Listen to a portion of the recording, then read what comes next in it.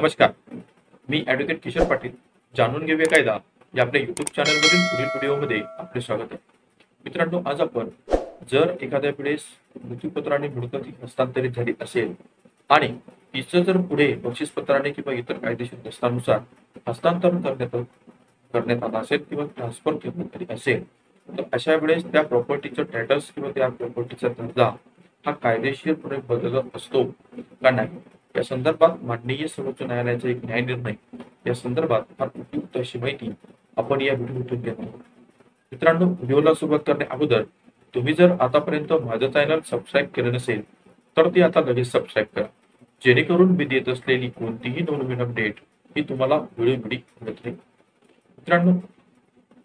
जर एखाद्या वेळेस मृत्यूपत्राने प्रॉपर्टी ही हस्तांतरित करण्यात आली असेल किंवा ट्रान्सफर करण्यात आली असेल किंवा तिचा जर कायदेशीरपणे व्यवहार झालेला असेल आणि तीच प्रॉपर्टी जर पुढे ज्या व्यक्तीच्या लाभात ते मृत्यूपत्राने ट्रान्सफर करण्यात आली होती, हस्तांतरित करण्यात आली होती किंवा तिचा व्यवहार करण्यात आलेला होता,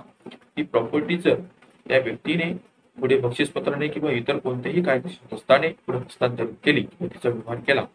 तर त्या मालमत्तेचं दर्जा किंवा त्या मालमत्तेचं स्टॅटस हे बदलत असतं का, या संदर्भात माननीय सर्वोच्च न्यायालयाने एक महत्वाचं न्याय निर्णय या संदर्भात या निर्णयामध्ये उत्तर देण्यात आले आहे. मित्रांनो, एक गोष्ट लक्षात घ्या की ज्या ज्या वेळेस मृत्यूपत्राने एखादी प्रॉपर्टी ही हस्तांतरित करण्यात आलेली असते किंवा तिचा व्यवहार करण्यात आलेला असतो, तर अशा वेळेस ज्या व्यक्तीच्या लाभात ती प्रॉपर्टी मृत्यूपत्राने देण्यात आलेली असते, तर ती प्रॉपर्टी जो व्यक्ती मृत्यूपत्र करून देतो तो व्यक्ती मयत झाल्यानंतर त्या मृत्यूपत्राची अंमलबजावणी ही कायदेशीरपणे सुरू होत असते.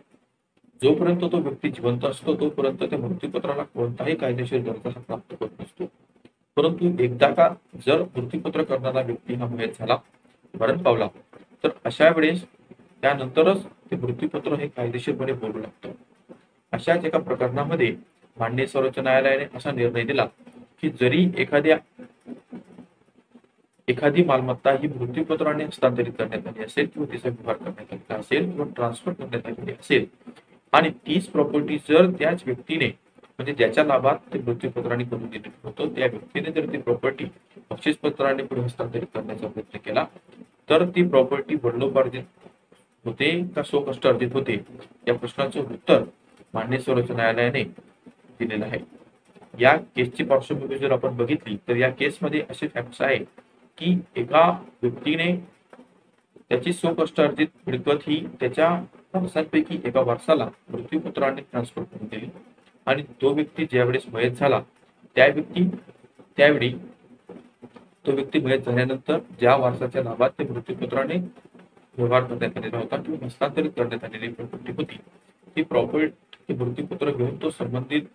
तलाठी साहेब यांच्याकडे गेला आणि त्यांना सांगितलं की या मृत्यूपत्रानुसार मी या प्रॉपर्टीचा मालक झालेलो आहे, म्हणून या मृत्यूपत्राच्या आधारावर माझं नाव या प्रॉपर्टीच्या 7/12 किंवा रेकॉर्ड ऑफ राईट्स मध्ये समावेश करण्यात यावं. तर ज्यावेळेस इतर वारसांना ही गोष्ट कळली की ही प्रॉपर्टी मृत्यूपत्राने फक्त एकाच वारसाला देण्यात आलेली आहे किंवा इतर बाकीचे वारसांनी त्या मृत्यूपत्राला आव्हान दिलं आणि त्या मृत्यूपत्राला चॅलेंज केलं,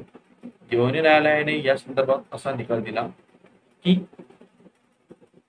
जरी मृत्यूपत्राने ही प्रॉपर्टी ट्रान्सफर झालेली असली आणि जरी मृत्यूपत्राने ही प्रॉपर्टी ट्रान्सफर झालेली असली आणि ती जर त्या व्यक्तीने ज्या व्यक्तीच्या लाभात ती प्रॉपर्टी करून देण्यात आली होती त्या व्यक्तीने जर ती बक्षीसपत्राने पुढे हस्तांतरित केली असेल, तर तिचं स्टॅटस हे कधीही बदलत नाही. कारण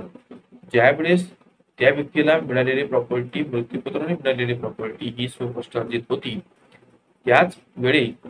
ज्यावेळेस ती प्रॉपर्टी त्याला मिळाली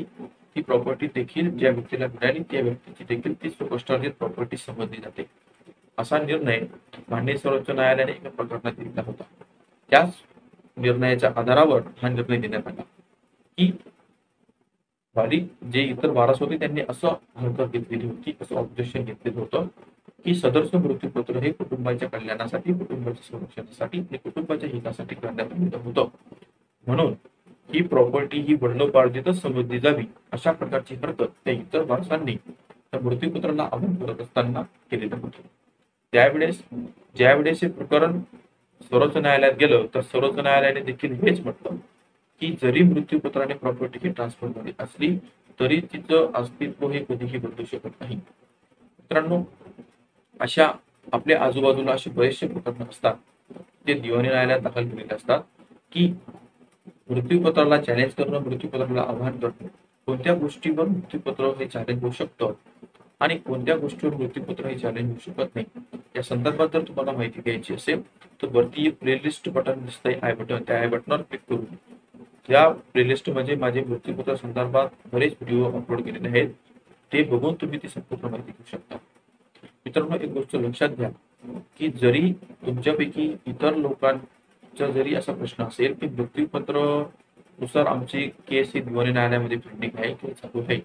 तर अशा वेळेस अशी परिस्थिती जर तुमच्या केसमध्ये असेल तर अशा वेळेस तुम्हाला विजय हा नक्कीच मिळू शकत नाही. कारण या संदर्भात सर्वोच्च न्यायालयाने असं स्पष्ट मत आहे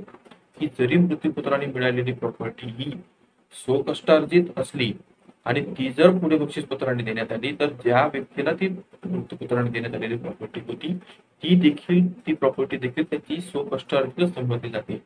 ही प्रॉपर्टी वडिलोपार्जित समजण्याचा कोणताही कायदा यानुसार निर्माण होत नाही किंवा तयार होत नाही. तर मित्रांनो, आजच्या ह्या व्हिडिओमध्ये आपण मृत्यूपत्राने आलेली प्रॉपर्टी जर पुढे बक्षीसपत्राने देण्यात आली असेल तर तिचा कायदेशीर दर्जा हा बदलत असतो का, या संदर्भात फार उपयुक्त अशी माहिती या व्हिडिओतून घेतली. मित्रांनो, हा व्हिडिओ तुम्हाला कसा वाटला ते जरूर कळवा. तुम्हाला जर हा व्हिडिओ आवडला असेल तर याला लाईक करा, शेअर करा आणि तुमचे जर काही कायदेशीर वैयक्तिक प्रश्न असतील तर ते तुम्ही मला माझ्या डिस्क्रिप्शन बॉक्समध्ये दिलेल्या संपर्क नंबरवर संपर्क करून सशुल्क सल्ला घेऊ शकता. धन्यवाद.